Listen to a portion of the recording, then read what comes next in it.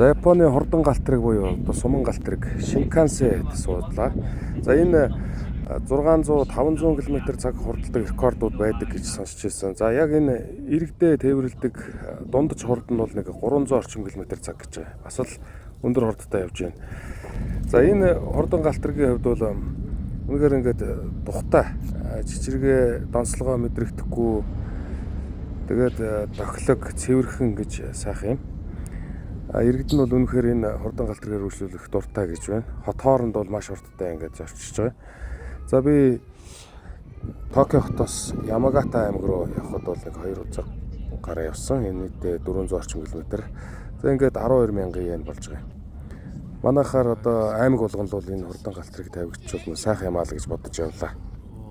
За энэ Ямагата аймаг ингээд застай энэ хойд бүсийн Монгол руу сэрүүн уур амьсгалтай сайхан нутаг байна. Шинкансэ гэдэг. Японы одоо алдартай хурдан галтрыг дээ.